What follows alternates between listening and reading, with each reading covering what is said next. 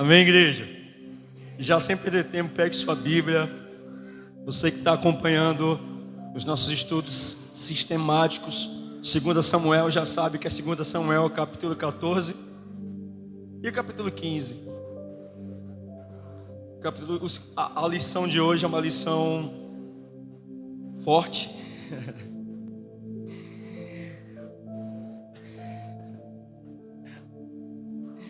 Amém. Nós vamos ler a princípio apenas o capítulo 14 e depois nós vamos verificar os pontos chaves do capítulo 15, amém? Então 2 Samuel, capítulo 14, a partir do versículo 1, amém? Vamos lá. O título na minha Bíblia fala: Absalão volta para Jerusalém. Joabe, filho de Zeruia, vendo que o coração... E esse se apresentou diante dele e inclinou-se sobre o rosto em terra, e o rei o beijou. Amém? Podem sentar em nome de Jesus.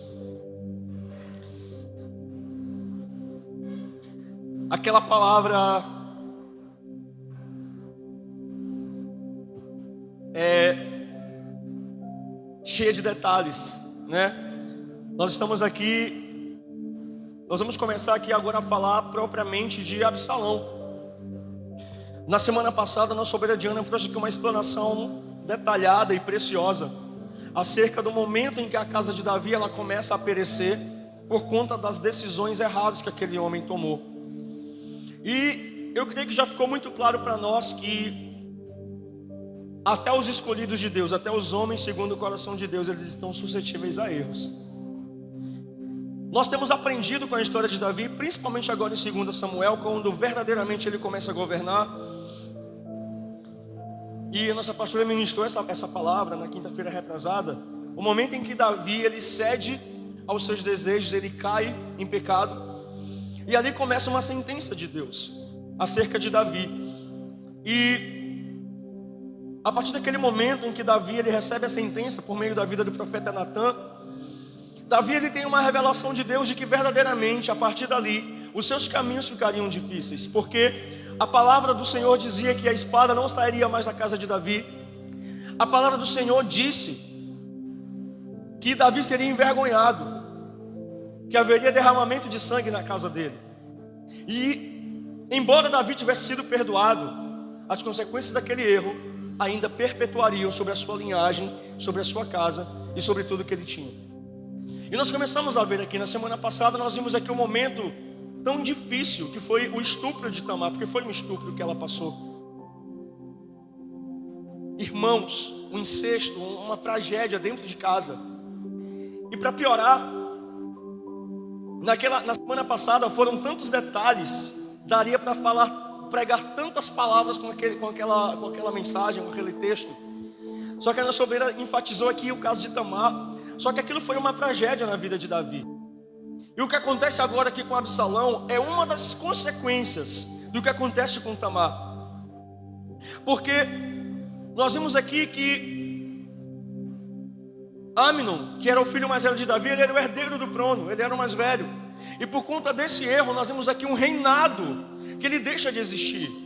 Alguém que tinha nome, alguém que tinha prestígio, alguém que tinha um governo à sua espera, mas que por conta de decisões erradas, por conta de dar ouvidos a pessoas que não deveriam ter acesso ao seu coração. E Jonadab, além de melhor amigo, era primo de Amnon, era família.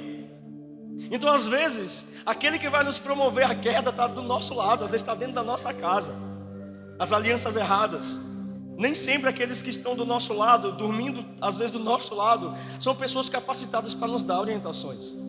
E o que acontece aqui? Só estou resumindo aqui para a gente poder chegar aqui em Absalão. Tamar era irmã de Absalão, de pai e de mãe. Isso ficou claro para a gente. Todos esperavam que Davi punisse Amnon. Ele não pune, ele fica omisso, porque ele amava muito aquele filho. Era um filho muito amado. Então Davi ele passa a mão na cabeça de Amnon ali. Ele não pune. Tamar ela é excluída. Absalão fica esperando uma atitude do pai, o pai não faz nada. Então Absalão naquele momento começa a gerar no coração dele um desejo de vingança. Aquilo que a palavra de Deus por meio do profeta Natã tinha sido declarada a Davi: haverá derramamento de sangue na tua casa. E é óbvio que Davi já vivia preocupado com essa palavra, porque Davi, ele muda o comportamento, ele muda a sua forma de reagir. E aqui, o momento em que Absalão espera 2 anos, 3 anos, para cumprir a sua vingança, ele trama uma estratégia ali para que os seus irmãos estivessem juntos, e ali ele embriaga Amnon, pede que matem, e ele assume a responsabilidade, ele se sente vingado. E Davi fica desolado. O herdeiro do trono de Israel está morto. Davi perde a credibilidade diante dos filhos da sua casa, porque ele cometeu um adultério, ele cometeu um assassinato, ele foi o culpado por aquilo. Embora não fosse o desejo real de Davi, mas o assassinato, se a gente for perceber, ele vai sendo produzido, porque Davi, ele não queria matar o seu amigo Urias, mas como as estratégias de Davi para encobrir o seu erro não foram dando certo, um assassinato, um plano sórdido foi nascendo ali. Então percebam que às vezes o homem mau, ele não é mau, ele não se manifesta diretamente mal, ele vai se tornando mal à medida que os seus desejos, eles não são supridos. Davi foi pegando estratégias para matar o seu amigo, até que consegue. E Absalão está aqui agora com desejo de vingança, ele mata o seu irmão e ele foge. E fica ali longe da presença de Davi por alguns anos, fica escondido. Davi ainda está passando por esse momento ali de luto, de perda, de ver a sua casa destruída, de ver os seus filhos ali, a sua casa em desordem. E aí chega esse momento em que agora Absalão, ele volta a Jerusalém. Joabe, o líder do exército de Davi, ele percebe que Davi estava entristecido, e ele começa a estabelecer um plano. Ele chama uma mulher para que ela invente uma história para Davi, uma parábola, parecido com aquilo que o profeta Natan faz quando vai confrontar Davi. Chega com uma história contada, e no fim, para contar, esse homem é o Senhor. Davi, sábio, entende aquele plano, e ele percebe, me diga, isso é obra de Joabe, né? Ela confessa. Então Davi, ele se rende, e ele entende, talvez seja a hora de acalmar esse desespero aqui. Ele chama Joabe e diz: tu conseguiu o que tu queria, manda chamar o jovem Absalão, manda trazer de volta para Jerusalém, mas que não fique diante de mim. Ele pode voltar, mas na casa dele eu não quero contato. Ainda está uma situação difícil, ainda é uma família que não consegue restituir os laços. Davi permite que Absalão se aproxime, mas ele ainda tinha um coração ferido, porque um filho matou o filho. Ele permite que Absalão fique ali, só que ele ainda é rejeitado pelo pai. Fica, mas fica longe da minha presença. E a Bíblia, no versículo 22, ela deixa bem claro quem era esse Absalão. A Bíblia, o escritor aqui de 2 Samuel faz questão de exaltar as qualidades de Absalão. Ela deixa bem claro aqui, no verso 25, que em todo Israel não havia homem tão celebrado por sua beleza como Absalão, desde a planta do pé ao alto da cabeça. Ou seja, Absalão era o cara. Absalão era imponente, Absalão era bonito, Absalão tinha representatividade. A Bíblia exalta os cabelos de Absalão, que eram tão grandes que ele cortava uma vez ao ano, que quando cortava dava 2 quilos de pesos reais. Era um cabelo muito bonito e invejado por qualquer mulher nos tempos de hoje. A Bíblia exalta esse Absalão. E Absalão está ali, agora em Jerusalém, mas não está ainda na presença do rei. E ele começa a desejar ter mais aproximação com Davi, porque nós vamos começar a entender que o desejo de Absalão em voltar não era porque ele tinha saudade do pai, é porque ele queria estabelecer o seu plano de governo. Ele queria roubar o trono de Davi, porque ele tinha uma mágoa com Davi, por Davi não ter punido Amnon quando teve a oportunidade, porque Amnon era o filho mais velho, era o filho amado, o que ia herdar o trono de Israel. Então Absalão ainda guardava aquele desejo ruim no seu coração. Ele quis se aproximar, então ele manda chamar Joabe, Joabe não vem, manda chamar de novo, Joabe não vem de novo. Então ele lança uma estratégia, manda tocar fogo nas plantações de Joabe, para que então ele tivesse a atenção de Joabe. Joabe vai lá, e ele manda um recado quando Joabe chega. Se fosse para ficar em Jesus, eu ficava. Mas por que eu estou aqui? Se for para morrer, que o rei mande me matar, mas eu não aguento mais essa distância. Eu preciso saber quais são as intenções dele. Joabe vai lá, conversa com Davi, e Davi então diz: dá o acesso para que Absalão volte. E agora eles tenham ali uma relação mais próxima. E como eu falei, praticamente o capítulo 14, ele se resume nisso. Nessa volta de Absalão, nesse plano de Absalão, usando Joabe, para que ele tenha de volta acesso à presença de Davi. Davi permite. Só que nessa fase, Absalão, ele já tinha em sua mente, seu coração, os seus planos bem definidos. Ele queria cumprir seu desejo de vingança até o fim. Absalão, ele reconhecia dentro do seu coração que Davi não tinha capacidade moral para continuar governando Israel. Então ele queria a todo custo tirar o seu pai do trono. Olha a loucura.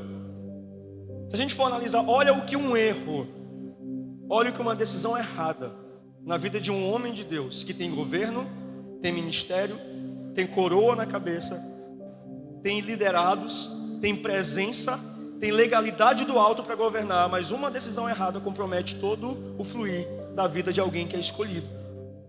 Davi estava sem prestígio, família destruída, a casa estava um caos, e agora o seu filho estava se levantando contra ele para tomar o seu trono. E o pior, ele consegue. A gente vai ver isso mais na frente. Mas percebam que aquele homem imponente, Davi, que foi conhecido pelo Senhor como homem segundo seu coração, um homem que obedecia, que mesmo sendo perseguido por Saul, ele resistiu a gigantes, mas não resistiu a si próprio. Ele enfrenta Golias, mas ele perde para as pequenas coisas. E aí, aquilo que fica claro nas nossas vidas, muitas das vezes nós nos preparamos para enfrentar os perigos visíveis, aqueles gigantes que estão diante dos nossos olhos, aquilo que a gente olha e percebe, isso aqui é uma cilada, mas muitas das vezes o que faz o homem cair são os pequenos detalhes. O que fez Davi cair foi um olhar errado. Ele estava no lugar errado, na hora errada, porque naquele dia Davi deveria estar em batalha. Ele abandona o seu exército, ele sai da sua posição de líder para ficar em casa fazendo nada. E poderia estar na Bíblia, mas não estava. Mente vazia, oficina do diabo. Davi em casa sem fazer nada, vai passear no pátio, olha o que não deveria olhar, deseja que não poderia desejar, e cai. Teve todas as oportunidades de não seguir aquele plano, mas ele segue. E ele não deveria estar ali. Olha como é perigoso a gente não cumprir aquilo que Deus nos manda fazer. Como é perigoso não ser achado por Deus na posição na qual o Senhor deseja que estejamos. Todas as vezes, irmãos, em que nós estamos sujeitos a um erro, a uma queda feia, é porque estávamos em um lugar que não deveríamos estar. Estamos desocupados, com a mente fragilizada, porque aquele que está trabalhando no reino, produzindo, ele não tem tempo para pensar em outra coisa a não ser produzir e agradar o Senhor. E Davi não, ele estava descansado. E aquela decisão momentânea compromete todo o seu futuro. O plano de Absalão, ele está aqui sendo praticamente executado porque ele consegue sair de onde ele estava, de Jesus. Ele é trazido para Jerusalém. Ele tem ali o perdão de Davi.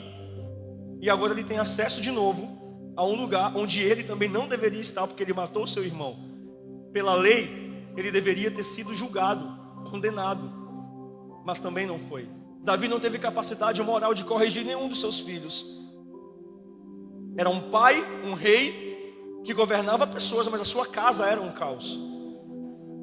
E isso, infelizmente, tem acontecido, irmãos. Essa tem sido a causa de muitos ministérios fecharem as portas, de lideranças que tentam a todo custo conduzir o rebanho, mas a sua casa está de cabeça para baixo, porque não consegue ter governo sobre a sua esposa, sobre seus filhos, ela sobre seus filhos, sobre seu marido, e ali está um circo de horror.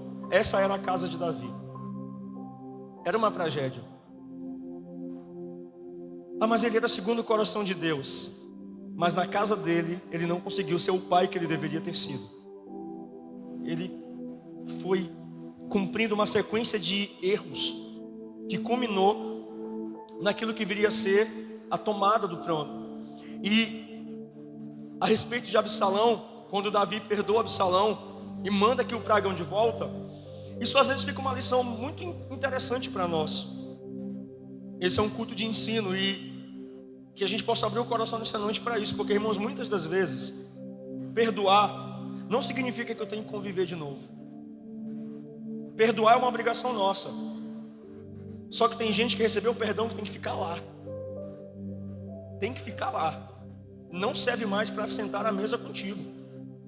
Absalão foi perdoado e foi trazido de volta para a casa do rei. Só que quando ele vem, o coração dele e a mente dele estavam planejando o mal. O pai não sabia, porque o pai perdoou de verdade, mas o filho não estava ali de verdade. E muitas das vezes nós corremos o risco de trazer de volta pessoas para cenários que o Senhor permitiu, porque isso tudo foi permissão de Deus, que já não servem para caminhar do nosso lado, já não servem para sentar na nossa mesa, porque vão gerar problema, e quando chega, bagunça tudo. Absalão chega com esse propósito, foi perdoado, tinha que ser, Davi estava ali para perdoar, era filho, amém. Só que Davi insere de volta em um cenário em que ele não deveria estar. Quantas vezes, talvez nós já fizemos isso, cometemos o mesmo erro de Davi? Fomos buscar quem já tinha saído, e porque chegou com uma mensagem legal, uma cara legal, voltou a fazer parte, sentar na mesa, e no final das contas te apunhalou de novo. Estava ali desejando o que você tinha, o que você é. Essa foi a razão pela qual Absalão voltou, não era por amor. A gente tem que ter muito cuidado com as aproximações que nos cercam, o desejo do coração das pessoas que nos cercam.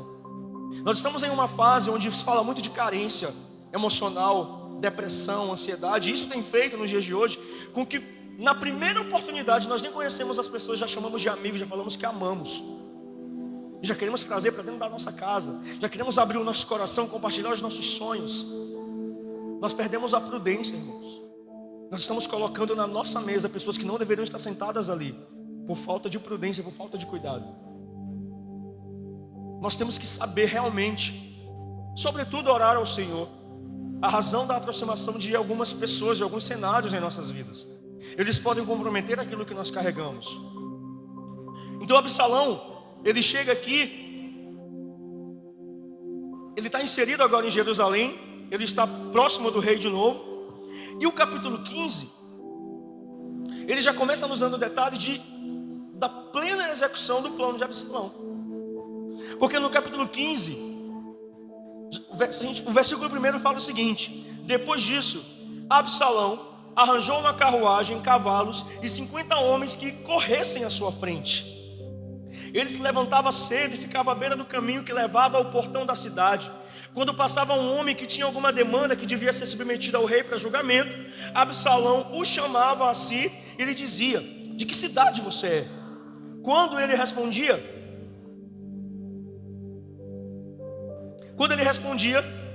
esse seu servo é de tal tribo de Israel, Absalão lhe dizia: olhe, a sua causa é boa e justa, mas você não tem quem o ouça da parte do rei. Absalão dizia mais: quem me dera ser juiz nessa terra, para que viesse a mim todo homem que tivesse demanda ou questão, para que eu lhe fizesse justiça. Também quando alguém se aproximava para inclinar-se diante dele, ele estendia as mãos, abraçava e beijava. Dá uma paradinha aqui. Olha Absalão aqui, olha a bênção do Absalão. Absalão está em Jerusalém, está próximo do rei. Ele começa agora a executar o seu plano. Ele estava no lugar de governo. Ele estava no lugar onde ele conseguiria agora usurpar o trono do seu pai. Ele chega aqui, a palavra fala que já dá um detalhe no versículo 1 do capítulo 15, que Absalão ele já começa a chegar com prestígio. Ele foi recebido com honra, ele teve direito agora a ter cavaleiros. Olha, Absalão arranjou uma carruagem, cavalos e 50 homens que corressem na sua frente. Olha, Absalão imponente, né? Cavaleiros, cavalos, 50 homens na frente dele. Era bonito.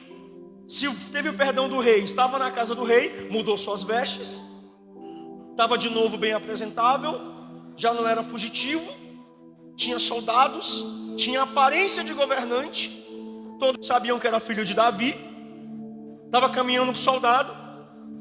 Absalão ficava na porta da cidade esperando o povo chegar. As pessoas chegavam e ele abordava. Vai fazer o que lá? Ah, vou fazer tal coisa. E ele começa agora a estabelecer o seu plano. Ele começa a tramar contra Davi, colocando a liderança de Davi agora em risco, comprometendo quem era Davi. Porque Absalão, ele começa a dizer coisas como deixa bem claro aqui: olha, sua causa é boa e justa, mas não há quem lhe ouça da parte do rei. O que Absalão estava dizendo? A tua causa é boa, mas lá não tem ninguém que te ouça. Aí ele dizia: ah, quem dera se eu fosse o juiz sobre vocês. O que Absalão está fazendo aqui? Ele está descaradamente tramando contra seu pai. Fica na porta da cidade, abordando todo mundo, para descredibilizar Davi, para dizer que em Israel não tinha um rei justo, para dizer: quem dera se fosse eu. E isso é sério, isso é importante, porque do versículo 2 ao 6 nós vamos ver aqui um movimento de sedução de Absalão em relação ao povo. É um movimento onde nós vemos Absalão comendo pelas beiradas, querendo o prestígio da população, porque ele sempre dizia: ah, quem dera se fosse o rei. Olha, eu faria diferente, olha, eu faria melhor. Eu faria melhor. Absalão era aquele tipo de pessoa que nós precisamos ter cuidado, porque o que Absalão faz começa a gerar divisão e contenda em Israel.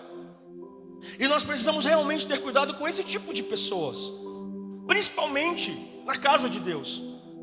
Isso é interessante para você que está aqui, que é liderado, que é líder, ou que já está sob a liderança de alguém. Vou te falar uma coisa muito séria. É normal você não concordar com algumas decisões da tua liderança, ou achar, por algum motivo, que a tua liderança não tem capacidade de estar no lugar onde ela está. Mas eu vou te falar uma coisa: toda liderança é instituída por Deus. O que Absalão faz aqui é o que nós vemos hoje acontecendo no meio de muitas congregações. Alguém que se levanta dizendo: ah, mas se fosse eu fazia melhor que o líder. Ah, mas se fosse eu fazia melhor que o pastor. Não, o pastor está errado, eu não concordo. Esse negócio de eu não concordo, o pior, você tem o direito de não concordar. O problema é quando você começa a levar isso para pessoas e compromete a saúde da igreja, da casa, do ministério, da liderança. Não tem problema você discordar. O problema é quando a tua decisão, a tua opinião começa a colocar em risco a credibilidade dos profetas. Porque Absalão fica na porta da cidade. Sabe aquele irmão da contenda? Tu já viu o que o pastor fez? Tu concorda? Olha, mas o que ele fez está errado. Se fosse eu, falava. Sempre tem um. E a gente tem que ter cuidado com isso, porque geralmente ele sai de cena, e quem pega a porrada é quem fica na contenda. Isso acontece muito. Hoje, o motivo pelo qual muitos ministérios abrem de qualquer forma é isso, irmãos. Não concorda com o pastor, saiu, leva metade da igreja com ele, abre o salão do lado, Absalão, né? Abre o salão do lado e vira uma igreja. Tem acontecido muito. Isso é uma bênção. Estava esperando esse momento para fazer isso. Brincando. Mas é verdade. Isso tem acontecido muito. O motivo de muitos ministérios abrirem de qualquer forma é isso. Eu não concordo. Deus não está nisso. Vamos reunir. O que tem de gente fazendo uma reunião, meu irmão? Reuniões escondidas, ocultas, para falar do pastor, do líder, do obreiro. Demais. Demais.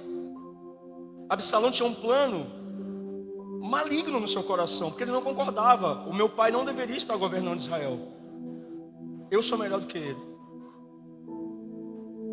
E isso começa a gerar, o povo de Israel começa a não ter mais acesso a Davi, porque Absalão beijava as pessoas e abençoava. Ele ficava ali na frente como aquela pessoa carismática: olha, eu te entendo, teu líder não te entende, vem cá, eu te abraço. O pastor te falou isso, está errado. O que obreira facilmente falou isso? Ó, não é de Deus. Não é de Deus, é obreira, mas isso aqui não é de Deus. Aí o irmão começa a acreditar, sai da igreja, sai um monte de gente, fica todo mundo arrebentado. Deus não estava nisso. É a síndrome de Absalão, cuidado com isso. Esse negócio de não concordar, não é assim, irmão. Ore ao Senhor. Não concorda? Fala com Deus. Entenda, toda liderança é instituída por Deus. Há uma diferença muito grande. Você tem o direito de não concordar. Chame essa pessoa e converse com ela. Meu líder, não concordo com isso, pastor. Vamos rever isso aqui, não é melhor? Se eu acho que... Mas começar a contenda, a contaminação, Deus não está nisso. Não tente ser justiceiro de uma coisa que Deus não te mandou ser. Você vai levar porrada. O reino de Deus é muito sério. A Bíblia deixa bem claro: ai daquele que por meio de quem os pequeninos tropeçarem. Tem gente que se revolta por tudo, aí sai contaminando os outros, aí depois vê que não era isso. E o estrago que foi feito na mente dos outros? O estrago que foi feito no novo convertido? O estrago que foi feito naquele que estava sendo tão cuidado e tão orientado? Quem que vai resolver? Você não vai. Você não está nem aí. Quem tem síndrome de Absalão quer destaque. Sempre acha que pode liderar melhor, que pode fazer melhor. E não faz. Então a gente tem que ter muito cuidado com essas coisas. Absalão estava ali infiltrado, desejando o lugar do seu pai. E por isso ele começa a contaminar. E isso é muito sério. Porque ele começa a descredibilizar Davi. O povo começa a acreditar. E aí a Bíblia fala que 4 anos depois que ele retorna para Jerusalém, ele completa ali o seu plano. Ele passou um bom tempo ali, semeando a discórdia lentamente. Falava do rei, ia comer na mesa do rei, gerava contenda em todo Israel, voltava ali para a mesa do rei. E no versículo 7, a Bíblia vem falar aqui, que no fim dos 4 anos, Absalão diz ao rei: deixe-me ir a Hebrom, cumprir o voto que fiz ao Senhor, porque quando estava morando em Jesus, na Síria, este seu servo fez um voto dizendo: se o Senhor me trouxer de volta a Jerusalém, prestarei culto ao Senhor. Então o rei disse: vá em paz. E Absalão levantou-se e foi para Hebrom. Absalão enviou emissários secretos por todas as tribos de Israel, dizendo: quando ouvirem o som da trombeta, digam: Absalão é rei em Hebrom. Olha o que ele está fazendo aqui. Ele chega para o pai depois de 4 anos e fala: rei, deixa eu ir para Hebrom, porque eu fiz um voto com Deus de que eu iria sacrificar se ele me permitisse voltar para Jerusalém. E Davi, pai, né? Era rei, mas era pai também. Não, pode ir, eu te abençoo, vai. No meio do processo, Absalão está pegando representantes ali que não sabiam do plano. Ele foi contaminando as pessoas. Ele manda representantes para as 12 tribos de Israel e manda um recado: quando ouvirem a trombeta, que todos saibam, Absalão foi aclamado como rei em Israel. Era uma mentira, e Davi não sabia. Ele foi semeando a discórdia ali, a mentira dele. E ele andava com pessoas representantes de Davi para gerar mais credibilidade. Então as pessoas olhavam Absalão com os obreiros consagrados de Davi. Não, realmente, Absalão está andando com os braços direitos de Davi. É rei. Não faz sentido, se não fosse não estaria. Então a mentira dele foi ganhando força. O plano dele foi ganhando força. E Davi recebe uma mensagem. Alguém chega para Davi e fala: Davi, todo Israel se prostrou diante de Absalão. Absalão se declarou rei e o negócio ficou sério. O que Davi faz? Davi não tinha força, irmão, para lutar pelo seu chamado mais. Davi não tinha essa energia para lutar pelo seu governo. Davi faz o quê? Pega suas malas e foge de Jerusalém. Ele deixa tudo para trás e entrega de mão beijada para Absalão o governo, a coroa, o trono, o prestígio. O Davi que enfrenta Golias agora virou um covarde e não consegue enfrentar o próprio filho, porque Davi não tinha mais moral, credibilidade diante de ninguém ali na sua casa. O medo de Davi era: Absalão ganhou prestígio, ele tem mais força militar do que nós, vamos deixar, vamos fugir. E isso é claro que a gente percebe logo que Davi está sem governo, ele está com medo, ele está sem equilíbrio emocional, ele está fugindo. Da mesma forma que lá no passado ele fugia de Saul. Lembra daquela história? Saul vinha por um lado, Davi passava tempos e tempos peregrinando com medo. Ali ele escreveu os seus salmos de proteção: eleva os meus olhos para o monte, de onde virá o meu socorro. O Senhor é minha rocha, meu escudo, fugindo. E agora ele faz o mesmo caminho, fugindo agora do seu filho, de Absalão. O problema aqui é que Davi, ele começa a desistir da guerra, ele desiste do chamado, ele desiste do propósito, do trono, na primeira ameaça que o inimigo se manifesta ali. Ele olha para o filho e entende: Absalão tem força, Absalão tem prestígio. Eu não vou enfrentar, eu vou ceder. E, irmãos, muitas das vezes a gente acaba fazendo isso. Sabe, às vezes, talvez você pode passar por isso em algum momento da tua vida. Tu tem certeza de quem te chamou, tu está firme no teu chamado, mas alguém começa a se levantar dizendo que é melhor do que tu. Aí o que a gente faz? A gente vai esmorecendo. Não, então deixa. É melhor do que eu, deixa. Não tem força para lutar. Davi tinha guerreiros ainda, muitos guerreiros. Só que ele esquece o que ele tem e começa a olhar para o que Absalão tinha. E toda vez que nós que temos um chamado começamos a olhar para o que o outro tem e esquecemos de quem nós somos e quem nos chamou, a gente começa a entregar o governo. Porque foi isso que ele fez. E Deus não interveio em nada aqui, porque Deus estava permitindo tudo aquilo para tratar também com Davi. Era uma palavra: tu vai perder o teu prestígio. Então Davi sabia: eu não posso me envolver nisso aqui. Deus está pesando a mão sobre mim. Poderia ter matado, mas Deus fez uma promessa: que o trono seria eterno sobre a casa de Davi. Então Deus não ia matar Davi. Perdoou. Só que Davi estava perdoado, mas sem força de pegar impulso para seguir. Absalão está ali, ameaçando, só gritando, reúne força. Ele entrega o governo, ele sai, ele foge de Jerusalém. E tem um detalhe que isso vai fazer sentido não hoje, mas lá na frente. Ele está nessa fase de descrédito, sem moral nenhuma diante de muitos. E ele acaba deixando para trás 10 concubinas, 10 esposas, nessa fuga dele. Oh, não, fiquem aí. E lá na frente, Absalão pega essas 10 esposas de Davi e se relaciona com elas em praça pública, da forma que o profeta falou, que as tuas esposas se deitarão com os teus filhos diante de todos. Era uma humilhação muito grande, e Davi tinha que suportar calado. Ele tinha perdão, mas ele tinha conta para pagar. Ele tinha consequência para assumir. E ele tinha que passar por aquilo, ó. Deus está permitindo.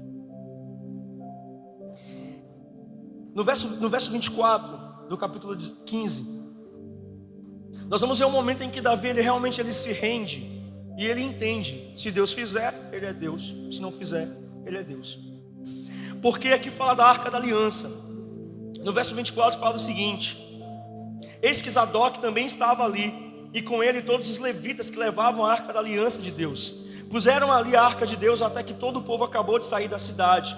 Então o rei disse a Zadok: leve a Arca de Deus de volta para a cidade. Se eu encontrar favor aos olhos do Senhor, Ele me fará voltar para lá e me deixará ver tanto a arca como a sua habitação. Se Ele, porém, disser: não tenho prazer em você, eis-me aqui, faça de mim o que achar melhor. O rei disse mais a Zadok: ó vidente, volte em paz para a cidade com seu filho Aimás e com Abiatar e o filho dele Jonatas. Vejam, vou ficar esperando nos vales do deserto até que me venham notícias de vocês. Então o que Davi está dizendo aqui? Eles estão carregando a Arca da Aliança, porque a Arca da Aliança, nós vamos saber, a Arca da Aliança representava a presença de Deus. Então quando eles iam guerrear, eles sabiam que se a arca estava ali, eles teriam vitória. A arca era vista como uma espécie de amuleto.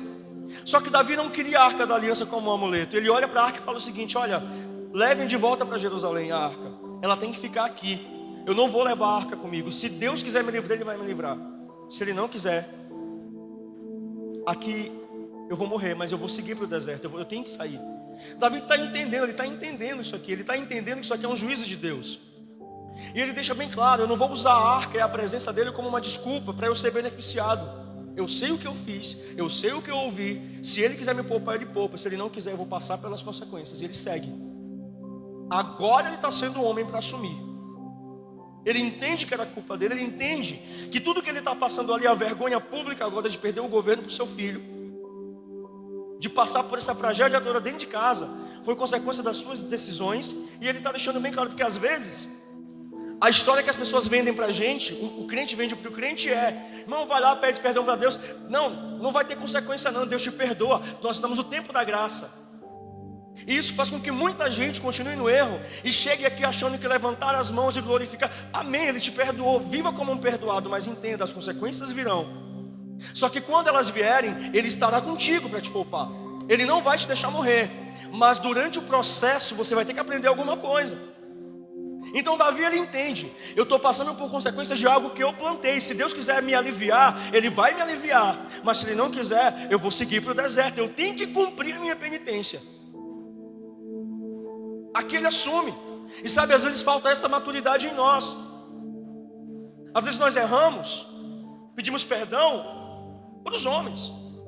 Machuquei minha ovelha Tatiana, pedi perdão e me perdoou. Agora eu achei que eu estou pronto para voltar a interceder, porque não, eu tenho que entender o que eu fiz. Eu desonrei. Tem um tempo. Deus me perdoou, amém. Só que tem um tempo de ajuste de conta. E nós precisamos entender, a pastora sempre prega sobre isso aqui. Nós temos a tendência a falar que quando nos consertamos com o Senhor, quando tentamos nos ajustar, fica tudo pior. Não é que fica tudo pior, é porque agora nós estamos recebendo o ajuste de Deus. E as consequências do que fizemos a vida toda, ou durante o tempo em que estávamos em desobediência, elas estão chegando. E nós vamos ter que passar por esse processo firmes, entendendo que Ele é conosco. Eu nunca vou esquecer uma ilustração que eu ouvi há um tempo. Eu já falei ela aqui algumas vezes, mas ela se enquadra nessa dinâmica aqui. De um pai que deu de presente uma bola para um filho.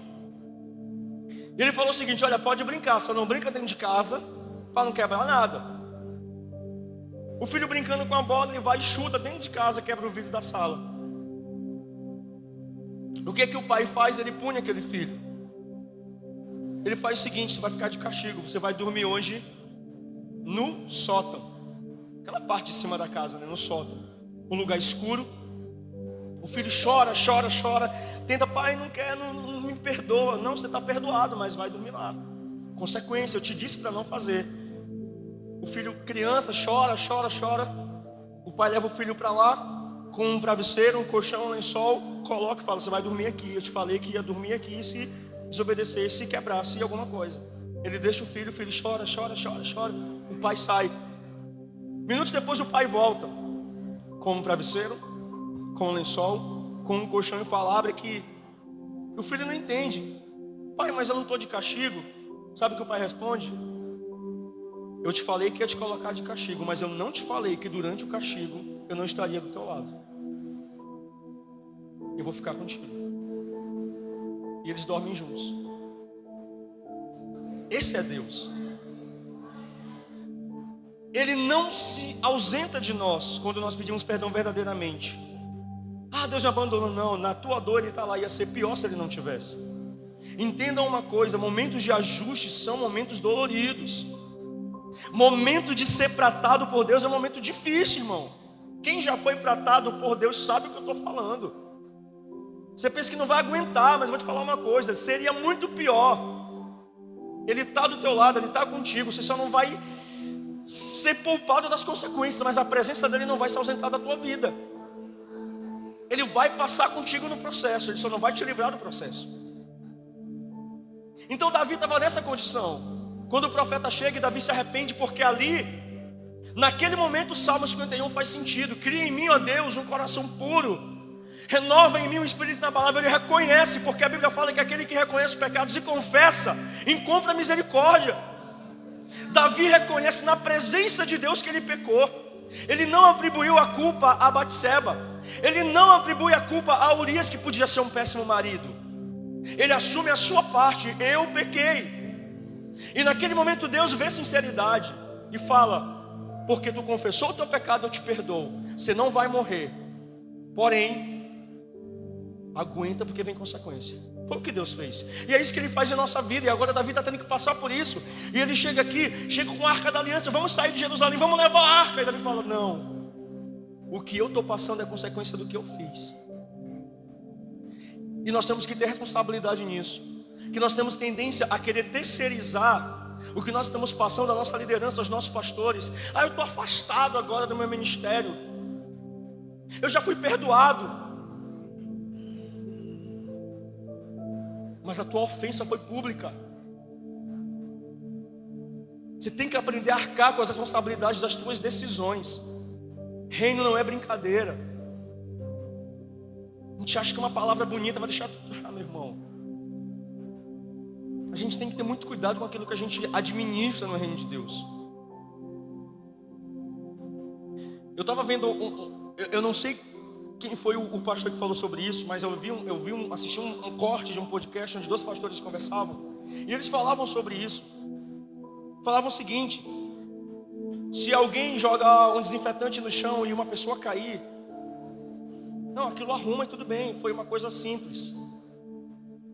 Pode acontecer que erre de novo, mas se um piloto derruba um avião,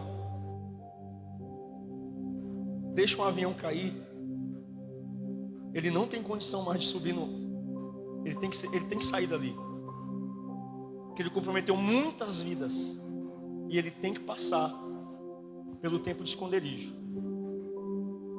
E tem gente que acha logo que é punição. Tomei, porque é comigo, porque a frase do diabo, porque se fosse o fulano não era assim, não. Atribuir a culpa ao outro sempre. As comparações, não é assim. A gente tem que entender que quando se fala das coisas de Deus, a gente tem que levar com seriedade, sim. E Deus está ensinando Davi agora reconhece. O rei que se tornou um banana dentro de casa, agora ele é homem para assumir: eu estou passando por algo que eu plantei.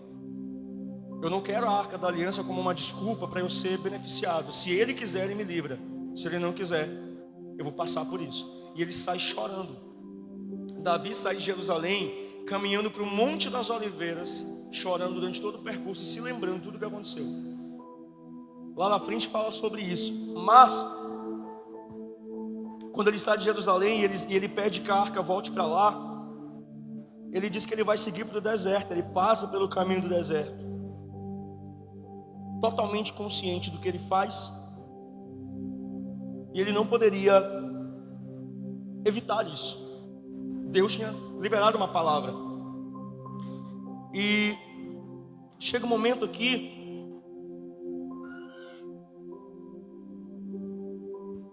versículo 28, Davi ele diz o seguinte, vamos ler tudo só para a gente encerrar aqui.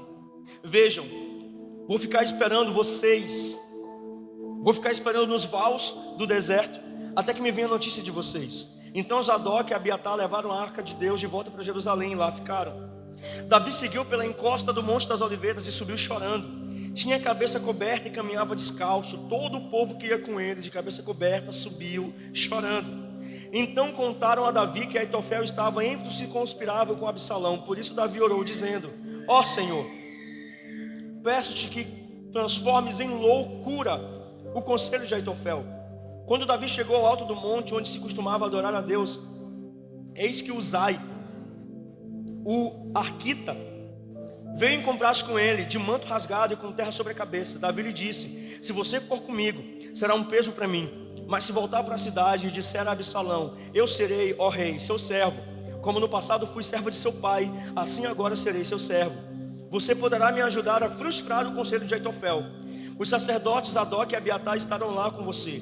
Conte a esses sacerdotes tudo o que você ouviu no palácio real. Lá estão também os filhos deles, Aimás, filho de Zadok, e Jonatas, filho de Abiatar. No meio deles vocês podem me mandar notícias de todas as coisas que ouvirem. Então Uzai, amigo de Davi, foi para a cidade, e Absalão entrou em Jerusalém. Davi está frustrado, sai de Jerusalém, passa pelo deserto, caminhando para o Monte das Oliveiras. É engraçado que Davi está caminhando para o Monte das Oliveiras, e o Monte das Oliveiras é o mesmo monte em que Cristo passou por aquele momento de tribulação. Davi passa pelo caminho do deserto, chorando para o Monte das Oliveiras, e todo mundo com ele, em humilhação. O lugar onde Davi desespera e chora, talvez dizendo também: Senhor, se possível, passa de mim esse cálice, mas que seja feita a tua vontade. Pensamos que Davi aponta para Cristo. Davi seria o projeto do Cristo. 2 Samuel aponta para Jesus. O Antigo Testamento aponta para Jesus. Anos depois viria alguém que faria o mesmo percurso, assumindo uma culpa, só que nesse caso não era sua. e que entendia: eu preciso passar por isso. No mesmo Monte das Oliveiras, anos depois, Jesus fala: Pai, está difícil. Mas ele sabia que mesmo na dificuldade a presença estava ali. Ele fala: se possível, afasta de mim, mas que seja feita a tua vontade. Eu sou filho, eu sou a própria presença, mas eu não vou usar disso. Eu vou me desprover da glória para passar pela humilhação. A mesma coisa que Davi fez. Olha a ligação. Então, aqui Davi está apontando para Cristo, mas a gente finaliza esse capítulo e a gente, quando pegar o 16, o 17, o 18 até acabar, nós vamos ver aqui como que o negócio ainda piora, até que Davi ele consiga realmente reconquistar o seu governo. Mas fazendo uma retrospectiva para a gente realmente fechar aqui, para você entender, você que está acompanhando esse processo aqui, se eu pudesse dar um tema para essa mensagem, ou para essa fase da vida de Davi, eu chamaria de decisões que mudam destinos. Porque o que nós estamos vendo aqui é o destino de Davi sendo alterado. Davi passando por guerras que não deveria passar por conta de decisões que tomou em momento de fraqueza. Olha como é sério uma decisão que nós tomamos em um momento de fragilidade que pode comprometer a minha casa, a minha descendência, toda a minha geração, o que eu carrego em Deus. Porque se Davi não fosse tão amado pelo Senhor, Davi seria morto e teria o trono tirado da sua casa, da mesma forma que aconteceu com Saul. Aqui nós vemos o peso de decisões que foram tomadas, porque Davi decide errado, e de decisões que não foram tomadas quando ele deveria tomar, porque ele não puniu seus filhos, ele não foi um pai que se mostrou como pai, ele passa a mão na cabeça, e isso, a não tomada de decisões faz com que ele pereça lá na frente, e isso junta com a tomada de decisões erradas. Então sim, decisões que mudam destinos. E nós vamos sair daqui nessa noite debaixo desse entendimento. Deus é aquele, irmãos, que Ele quer mudar o nosso caminhar, Ele quer mudar a nossa vida. O Senhor mesmo diz: se quiserdes e me ouvirdes, comereis o melhor dessa terra. Há uma promessa sobre nós. Então não adianta nós queremos responsabilizar Deus, igreja, liderança, por conta dos nossos fracassos e decisões pessoais erradas. É tempo de nós começarmos a entender que nós estamos chegando no final dos tempos, e que a volta do nosso Senhor está mais próxima do que ontem. Então é tempo de nós ajustarmos o nosso caminhar. É tempo de nós assumirmos as nossas responsabilidades, o que nós carregamos. Porque Davi, ele passa por isso entendendo: foi culpa minha. Davi não precisava passar por isso de novo, porque quando ele passa a primeira vez fugindo de Saul, ele passa sabendo que ele seria honrado. Deus estava com ele o tempo todo. Só que aqui Deus não está falando nada, Ele está acompanhando, mas Ele está em silêncio. Deus está permitindo Davi ser oprimido dentro de casa. Deus permite com que Davi ele seja envergonhado, como um pai que não soube ser pai, um líder que não soube ser líder, um rei que não soube ser rei, um rei que não soube honrar a confiança que Deus depositou sobre ele. Um rei que começou a terceirizar suas responsabilidades. Alguém que foi chamado para guerrear, e no dia que era para estar na batalha, na linha de frente, ele decide ficar deitado dentro de casa e manda todo mundo. Ele pega a sua responsabilidade e manda outro fazer. Quando nós começamos a fazer isso, começamos a terceirizar as nossas responsabilidades, principalmente espirituais, aí começa o nosso fracasso. Não, deixa que a ovelha Tatiane faz, eu vou ficar aqui. Eu não vou nem justificar porque eu não fui. Não vou, não quero fazer. Começa assim. Porque quando Davi é perdoado, ele não consegue voltar para a guerra, ele não consegue enfrentar o seu exército. Joabe está com a batalha ganha, só que ele manda recado: Davi, vem para cá, porque essa honra tem que ser tua. Joabe manda recado: veste tua roupa real, sai daí e vem para cá, porque o teu lugar é aqui na linha de frente, você é o líder. O teu lugar, líder, guerreiro, cabeça, é a linha de frente. O teu lugar, homem de Deus, mulher de Deus, é linha de frente. Sacerdote, o teu lugar é linha de frente. Intercessores, seu lugar é linha de frente. Mãe, seu lugar é linha de frente. Obreiros, seu lugar é linha de frente. Não adianta terceirizar a responsabilidade. Nós temos que ser achados onde o Senhor nos mandou ficar. Davi não estava, e ali começa a queda. Ele não consegue administrar os seus pensamentos, porque toda vez que nós estamos fora da vontade de Deus, nós não temos capacidade de nos autogovernar. É por isso que a nossa vida toma caminhos diferentes às vezes. É a falta do governo de Deus. O que Davi passa aqui é porque em algum momento ele se achou soberano demais. Ele começa a achar que porque ele era rei, ele podia ter o que ele quisesse. Ele não podia. Ele usa autoridade para ter algo que poderia ser dele lá na frente, pela lei natural das coisas. E por conta de uma decisão errada, o futuro de Davi é alterado para sempre. Ele passa a ser humilhado de novo, quando ele foi chamado para ser governante, cabeça, coroa. Ele é obrigado a ver o seu filho bramando contra ele, filho matando filho, filha sendo estuprada, prestígio no chão, moral no chão. Aquela falta de força, sabe, de recomeçar. Só que ainda assim, ele consegue recomeçar, porque ele entendia quem o tinha chamado. Aí fica uma lição importante para nós. Não importa o que nós fizemos, não importa onde nós erramos, se nós verdadeiramente nos arrependemos, nós precisamos fazer uma coisa que é crucial em nossa vida: restabelecer a nossa visão e restabelecer em nós a certeza de quem nos chamou e para que nos chamou. Deus tinha perdoado Davi, só que ele poderia não ter aceitado o perdão no seu coração. Porque às vezes nós fazemos isso: eu fui perdoado, só que eu não começo a caminhar como alguém que foi perdoado. Eu fico o tempo todo falando: ah, mas Deus me perdoou, ah, mas é isso, aquele irmão. Se Ele te perdoou, siga, restabeleça a tua caminhada e vai e faz o que Ele te mandou fazer. Agora entenda, algumas coisas serão difíceis.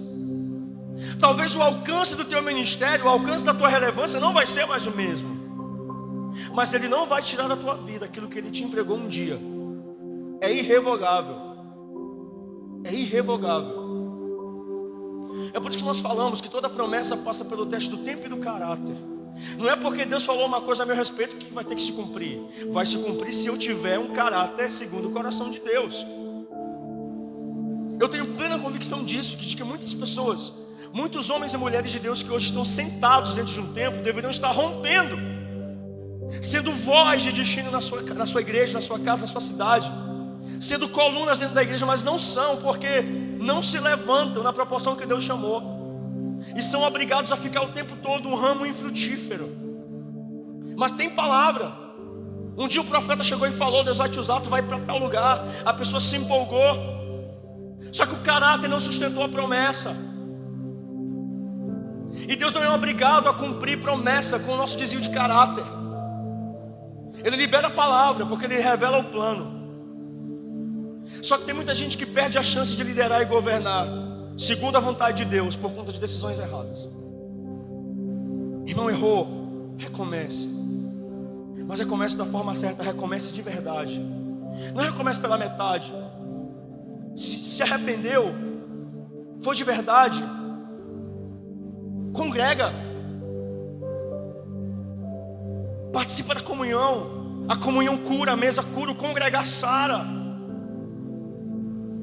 Mas a pessoa está meio lá, meio cá, ela mesma começa a se afastar.